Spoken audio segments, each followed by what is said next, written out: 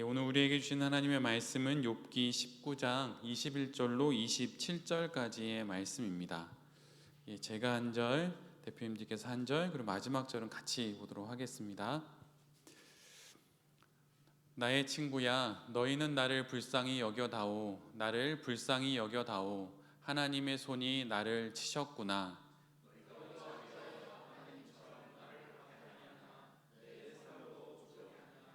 나의 말이 곧 기록되었으면, 책에 쓰여졌으면,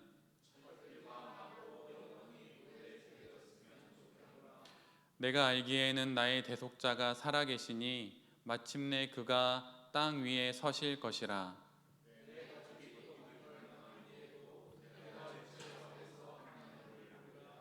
함께 봅니다. 내가 그를 보리니 내 눈으로 그를 보기를 낯선 사람처럼 하지 않을 것이라. 내 마음이 초조하구나. 아멘. 오늘은 욥기 19장의 말씀을 갖고 사업가의 시선 고정이라고 하는 제목으로 함께 하나님 말씀을 나누도록 하겠습니다. 여러분, 오늘 아침에 일어나셔서 제일 먼저 보셨던 게 혹시 무엇이신가요? 핸드폰 시간을 제일 먼저 확인을 하셨겠죠. 저도 그런데요. 아침에 제일 먼저 일어나면 우리가 보는 그것이, 우리의 육안의 눈으로 처음 보는 것이 나의 첫 번째 시선이라면, 우리가 영원토록 우리의 영혼의 시선으로 가장 먼저 보고 또 가장 마지막까지 봐야 하는 것이 무엇일까요? 그걸 한번 곰곰이 잘 생각해 보셨으면 좋겠습니다. 지난 주 중에 나이가 좀 많으신, 예수님 믿지 않은 어떤 나이가 좀 많으신 분의 이야기를 전해 듣게 되었어요. 그분은 믿음이 없으십니다. 그런데 이 세상을 당신의 힘으로 살아오셨던 분이에요. 그런데 나이가 이제 90이 넘어가시는 그 시점이 되셨는데, 남자분인데 갑자기 그 아내분의 이야기를 전해 듣게 됐는데, 그 남자분이 자꾸 우신다는 거예요. 그 뜬금없이, 그냥 맥락 없이 소파에 앉아 계시는데, 그러신 분이 아니거든요. 근데 소파에 앉아 계시는데 갑자기 눈물을 이렇게 그렁그렁 하시고, 또 방에 들어가셔서 당신의 서재가 있으신데 서재에 들어가셔서 우시더래요. 근데 그것을 보고 그 아내 되시는 분이 저에게 말씀을 하신 거예요. 그런 적이 없는데 요즘에 그렇더라. 너무 놀랬다. 근데 그 남편분이 그 여자 성도님에게 뭐라고 말씀하셨냐면, 여자 성도님 왜 우냐고 막 아내니까 측은한 마음으로 이렇게 말씀도 하고 그랬더니, 그 남자 성도님이 이렇게 말씀하셨다는 거예요. 남자 그 분이, 당신은 하나님을 믿어서 그런지 모르겠지만 나는 죽음이 좀 무서워. 그러고 나서 시간이 좀 지나서 그렇게 우시는 거예요. 거의 호랑이 같은 분이시거든요. 제가 좀 알고 있는 분이라. 근데 그분이 당신의 육신이 쇠해져 가면서 당신의 영혼의 눈으로 이 당신의 끝을 넘어서 보려고 하니 눈물이 나는 거예요. 그분이 평생토록 당신의 영혼의 눈으로 시선을 고정하면서 바라봤던 그 모든 것들을 이루시고 성취하시고 손에 쥐시면서, 때로는 손에 못 쥐시면서 여러 한탄을 겪고, 또 이제 마음의 한도 있겠죠. 그런 것들을 겪고 지나가시면서 막상 육체의 마지막 선에 서니 그 다음으로 보이는 것이 없으니 눈물이 나시는 거예요. 우리의 인생도 마찬가지입니다. 우리가 사업을 하든 무엇을 하든 나의 영혼의 눈으로 나의 시선이 고정되어 바라보는 그것이 온전하고 영원하고 그것이 진리가 아니면, 우리 모두가 우리의 육신이 쇠해져가는 그 마지막 순간에 그런 눈물을 흘리게 되는 것이죠.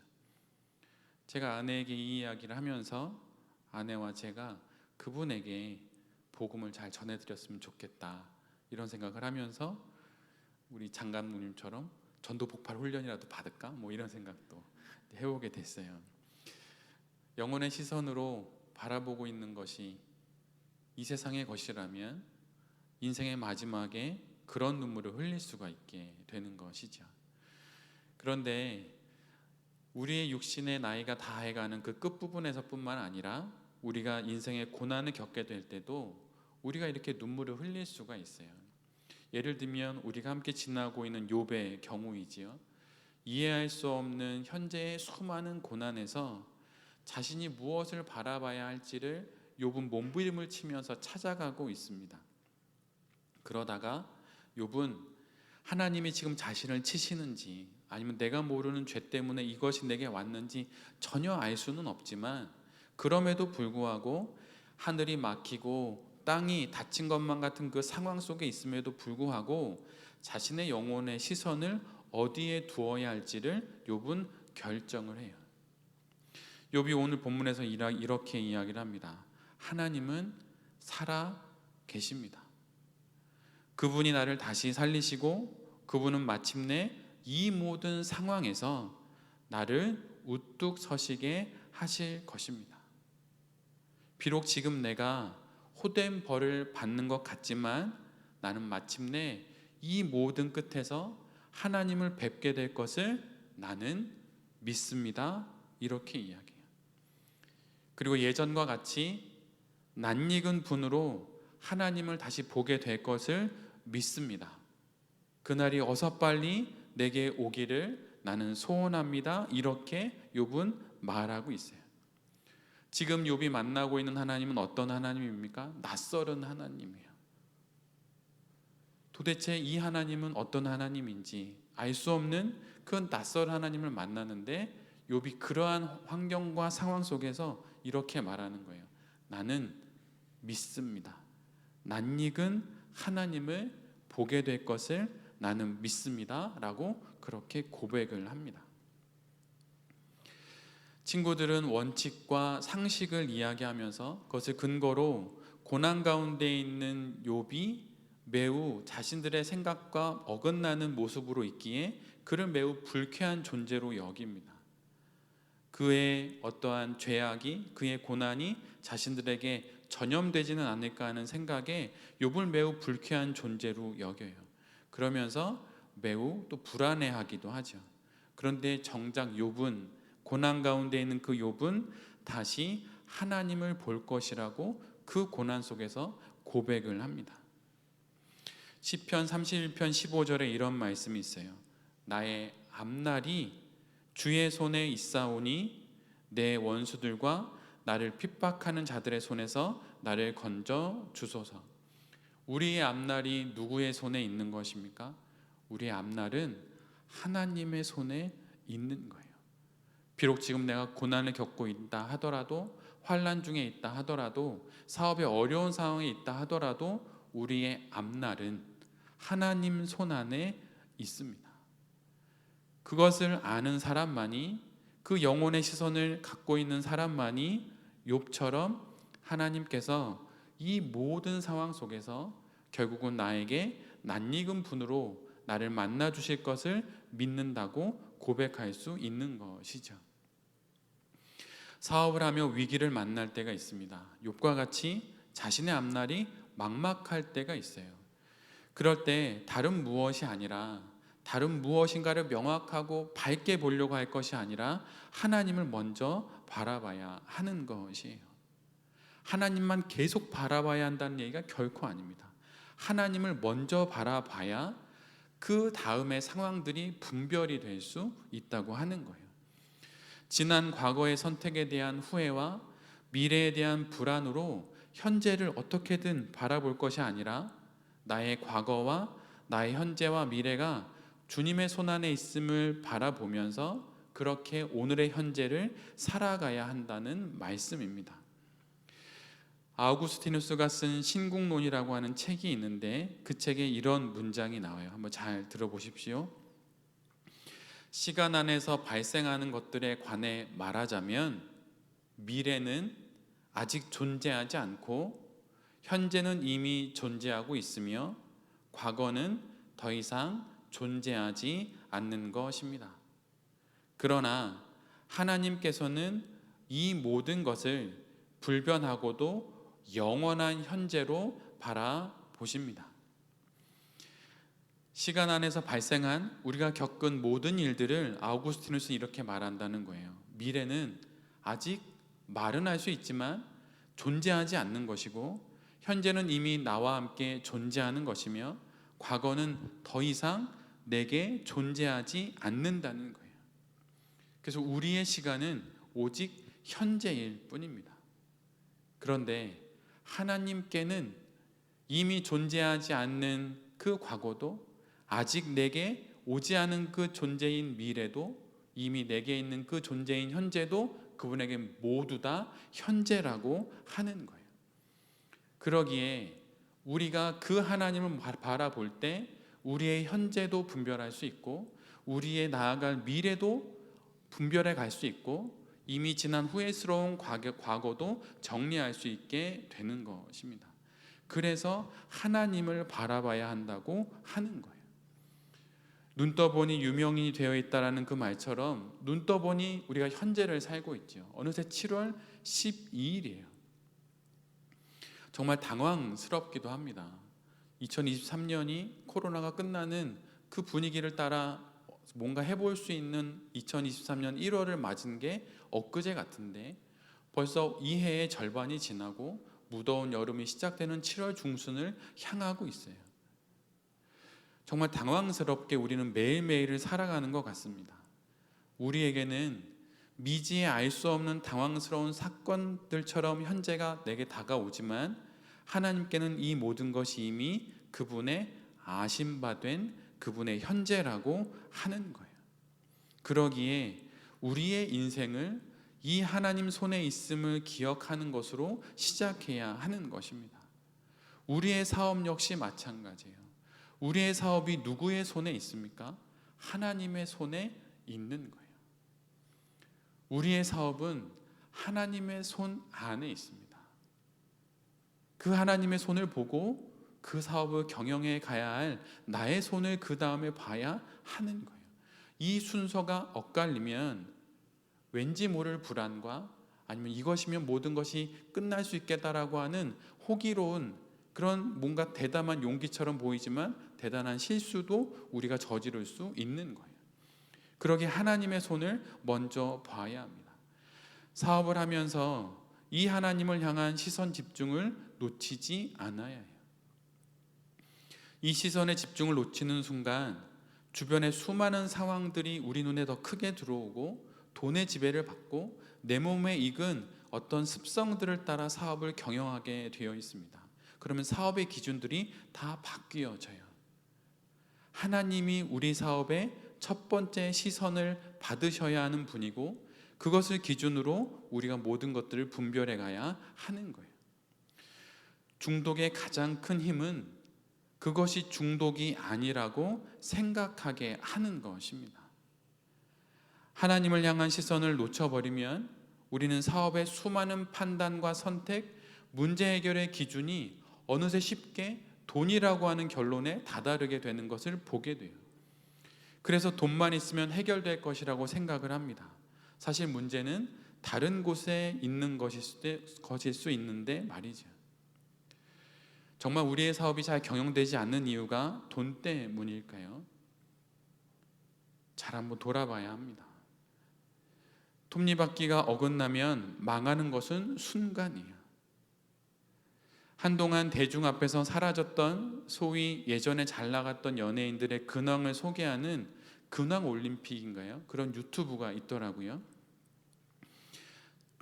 어렴풋한 기억엔 한 5, 6년 전에 인기가 있던 사람 아니야? 이렇게 생각했는데 지나보니 10년, 15년 이렇게 됐던 사람이에요.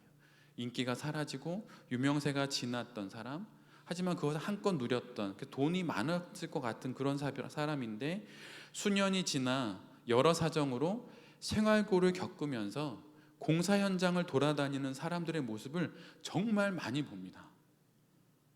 근데 의외로 너무 많아요.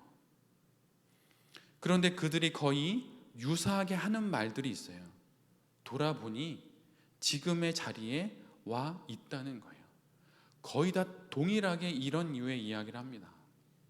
돌아보니 지금 이 자리에 덩그러니 자신이 와 있다는 거예요. 그러기에 우리 모두가 우리의 시선을 어느 곳에 두어야 하는지를 우리 모두가 지금은 정신을 바짝 차리고 확인해야 하는 거예요. 내가 지금 무엇을 향해서 나의 사업가의 시선을 두고 이 사업을 경영하고 있는지 정신을 바짝 차리지 않으면 우리도 5년이 지나고 10년이 지나고 어느새 돌아보니 지금 이 자리에 내가 있는 것이죠.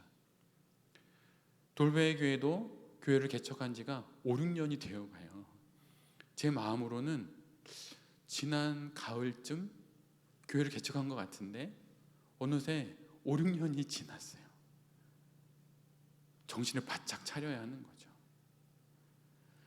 사업을 시작해서 사업자 등록을 내고 베이징 랩에 자리를 마련해서 사업을 시작했는데 벌써 6년이 됐고 정신을 바짝 차려야 합니다. 그렇지 않으면 돌아보니 내가 이 자리에 있네? 이렇게 생각할 수 있는 거예요. 냉철할 필요가 있습니다. 누가 대신해 줄 수 없어요. 사업가 스스로 자신의 사업 앞에서 냉철해야 하는 것입니다. 그래서 혹시 내가 너무 지나치게 나를 믿고 있는 것은 아닌지, 이와 반대로 나를 지나치게 과소평가하는 것은 아닌지 늘 경계해야 하는 것이에요. 목회자가 피해야 할 것 중에 가장 큰 함정은 자신을 믿지 않는 것이라고 하는 얘기를 제가 수없이 들었습니다. 좋은 말을 하고 하나님을 이야기하니까 자신이 좋은 사람인 줄 알고 자신이 하나님인 줄 아는 거예요. 그래서 목회자들에게 가장 큰 함정은 자신을 믿는 거예요. 그래서 믿다가 실족합니다. 세상 다른 사람들은 다 믿어도 자신은 믿지 말라는 그 경각심을 끊임없이 이야기를 하더라고요. 존경받았던 목회자, 정치인들이 실족하는 모습을 볼 때마다 이 말이 정말 맞다는 생각을 합니다. 그런데 사업가 역시 마찬가지예요. 자신을 지나치게 믿지 마십시오. 그 정도의 삶은 누구나 다 살았어요. 저처럼 교회 개척한 사람이 저 하나뿐일까요? 저보다 훨씬 어려운 상황 속에서 개척하신 분도 세고 셌습니다. 물론 저보다 훨씬 좋은 조건에서 개척하신 분도 계시겠죠. 그러나 중요한 것은 무엇인가 더 괜찮은 게 아니에요. 그래, 너 없는 형편에 개척했으니 있어 보인다. 택도 없는 얘기입니다. 그렇다고 자신을 자기 비하할 필요도 없어요. 정확히 자신을 자기 하나님의 눈으로 자기 자신을 봐야 하는 거예요. 지나치게 믿지 마십시오. 또한 지나치게 과소평가하지도 마십시오. 정확하게 자신을 볼 수 있어야 하는 거예요. 그것이 바로 하나님을 바라보는 그 시선을 통하여서 우리 가운데 이루어지는 일들입니다. 최근에 읽었던 책 중에 이런 부분을 읽게 되었어요. 불운한 결정의 3가지 공통점이라고 하는 거예요. 무엇인가 하지 않아야 할 결정을 했는데 그 결정을 자꾸 파고 보니 그 안에 드러나는 3가지 공통점이 있다고 하는 것입니다. 그 첫 번째는 조급함이에요. 딱히 이유가 없는데도 스스로 자기 안에서 서두르는 마음이 일어나는 거예요. 그래서 주변의 환경은 어느 누구도 말하지 않는데 스스로 자신을 몰아붙여갑니다. 사업을 하면서 조급함을 열정으로 오해하는 경우가 종종 있을 수 있는데 바로 그런 경우를 말하는 거예요. 그러나 내가 만약 조급함으로 사업을 하고 있다면 그것은 이미 진 게임입니다. 왜냐하면 시간이 나의 편이 아니기 때문이에요. 여러분 지금 시간이 여러분의 편입니까? 아니면 시간마저도 내가 어떻게든 붙잡고 해결해야 할 어떤 문제인가요? 상황이 어려워 조급해지는데 조급해져서 내 편일 수 있는 나의 시간마저 해결해야 할 문제거리로 만들어 버리고 있다면 그것은 불운한 결정을 하고 있다는 빨간불일 수도 있어요. 조급함, 그것은 우리 모두가 경계해야 할 것입니다. 시선이 집중되어서 하나님께 집중되어 있다면 결코 조급하지 않아요. 믿음의 선인들의 모든 결정들을 찾아보면 거기서 제일 먼저 경계하는 건 조급함입니다. 그러기에 늘 언제나 내가 지금 그렇게 조급한지 아닌지 잘 뒤돌아봐야 할 것이에요. 그리고 두 번째는 격앙된 감정이에요. 이것은 좋은 감정이든 나쁜 감정이든 마찬가지입니다. 흥분이든 평안이든 한 방향으로 치우친 것은 과잉을 낳거나 나태를 낳게 돼요. 격앙돼서 흥분할 수도 있고 격앙돼서 평안하다 평안하다 이렇게 말할 수도 있는 거예요. 선지서를 읽어보면 거짓 선지자들이 늘 이야기하는 것이 이것이죠. 상황은 주변 상황은 어렵게 돌아가는데 평안하다 평안하다 주의 평안이 임할 것이다 이렇게 말합니다. 격앙된 감정이에요. 격앙된 감정으로 흥분할 수도 있고 격앙된 감정으로 나태함으로 흘러갈 수도 있는 것이죠. 근데 현대는 흥분된 감정을 열정으로 오인하는 경우가 있고 또한 나태한 감정을 평안으로 오해하는 경우가 있어요. 그러기에 내가 지금 사업을 경영해 나가고 있는 나의 감정이 이 격앙된 감정으로 왼쪽이나 오른쪽으로 치우치는지 안 치우치는지 잘 확인해 봐야 합니다. 그러기 위해선 조급하지 않아야 해요. 길게 보고 나누어 보면 그것이 격앙된 감정으로부터 비롯된 흥분인지 아니면 격앙된 감정으로부터의 평안인지 잘 분별이 됩니다. 그러기에 늘 언제나 자신의 그 감정을 잘 돌아볼 필요가 있어요. 한 10년 됐나요? 우리나라에서도 많이 유명해졌던 그릿이라고 하는 책을 썼던 엔젤라 더크워스가 자신의 그릿을 대체할 만한 유일한 무기가 있다라고 말했던 게 뭐냐면 헤빗이라고 하는 제목의 책이었어요. 모든 것을 뚫어낼 수 있는 투지, 근데 그것이 간과하는 게 있는데 그것이 매일매일 쌓이는 습관이라고 하는 거예요. 그 습관이 있을 때 그 투지가 분별될 수 있고 투지를 통해 또한 습관을 이렇게 서로 상호 보완할 수 있다고 하는 것이죠. 여러분의 사업가로서의 그 습관은 어떻습니까? 아침에 몇 시에 일어나시나요? 저녁에 주무시는 습관은 어떠신가요? 근데 그것이 나의 격앙된 감정들을 분별할 수 있는 좋은 요소들이 됩니다. 세 번째로 마지막은 결정을 지켜보는 타인이라고 하는 거예요. 나에게 어떤 분야에 소질이 있는지 없는지 확인하는 세 가지 질문이 있습니다. 내가 그것을 좋아하는지, 그리고 그것이 내가 잘하는지, 그리고 세 번째는 그것이 옳은지. 이게 세 가지 질문이에요. 자녀들이 물어보면 거의 이 세 가지를 답해주면 됩니다. 너 그거 좋아하니? 너 그거 잘하니? 그리고 그것이 옳은 일이니? 이거 세 가지가 거의 맞으면 그래 너가 한번 해볼 만하다라고 말할 수 있어요. 근데 여기에 마지막 네 번째로 점검하는 것처럼 던질 수 있는 질문이 있는데 그것은 바로 타인의 반응은 어떠하니? 라고 하는 거예요. 이것이 결정을 지켜보는 타인이라고 하는 거예요. 물론 대부분의 타인은 내가 하려고 하는 그 일을 해본 적이 없습니다. 그래서 거의 도움이 안 되는 것은 사실이에요. 그런데 중요한 건 그렇다 하더라도 타인의 반응을 반드시 물어봐야 하는 거예요. 10명을 물어봤는데 10명 다 반대한다면 그건 물음표를 한번 던져봐야 하는 거예요. 10명에 근데 한 명은 그래 해봐 라고 말한다면 해볼 수도 있겠죠. 그런데 100명 물어봤는데 100명이 다 안 된다고 말했으면 그건 분명 무엇인가 점검할 포인트가 있는 거예요. 그런데 불운한 결정을 하는 사람들은 조급하게 격앙된 감정으로 타인의 의견을 무시하고 그냥 해버린다는 거예요. 그래서 결국 그 사업이 망하게 되는 것이죠. 위대한 목회자가 타락하고 잘 나가던 사업이 무너지는 것은 실은 곁에 좋은 조언자가 없었기 때문이 아니에요. 조언자가 있었는데 그것을 귀담아 듣지 않아서 목회가 무너지고 사업이 무너지게 되는 것입니다. 그런데 우리가 가장 좋은 조언을 들을 수 있는 분이 누구일까요? 하나님이에요. 대부분 제가 누군가의 조언을 구하면 그분들은 제가 살아왔던 삶을 살아본 적이 없기에 거의 제 의견을 다 반대를 했어요. 하면 안 된다. 지금은 때가 아니다. 근데 그분들의 이해가 됐어요. 근데 하나님께 물었더니 해볼 만하다 하나님만이 오케이를 얘기했고 모든 사람들은 노를 말했어요. 그러면 기독 사업가는 그걸 해야 됩니까? 말아야 합니까? 하는 거죠.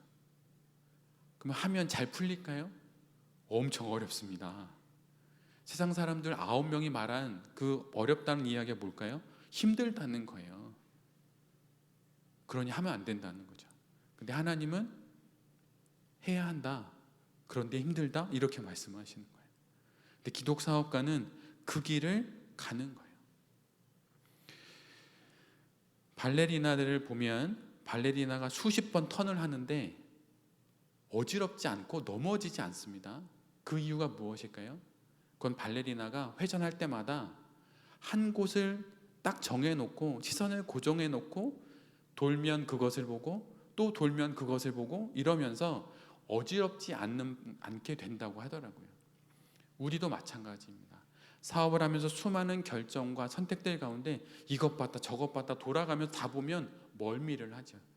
그런데 돌 때마다 내가 반드시 저것만을 돌면서도 저것만을 바라보겠다라고 하는 시선에 고정을 하면 돌아도 그것을 다시 보니 어지럽지 않는 거예요.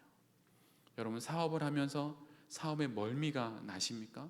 그러면 우리의 사업가의 시선 고정을 다시 한번 확인해야 될 때가 왔다고 하는 거예요. 하나님께 여러분의 시선을 고정하십시오.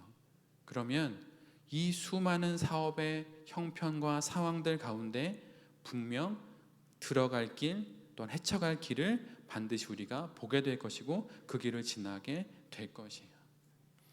여기 계신 모든 대표님들이 하나님을 나의 영혼의 시선의 고정의 대상으로 알고 하나님께 시선을 고정하고 사업을 잘 경영해 나가심으로 이 무더위 속에서도 시원한 냉수와 같은 사업을 경영하시고 또 그런 사업가가 되실 수 있기를 간절히 기도드립니다. 아멘.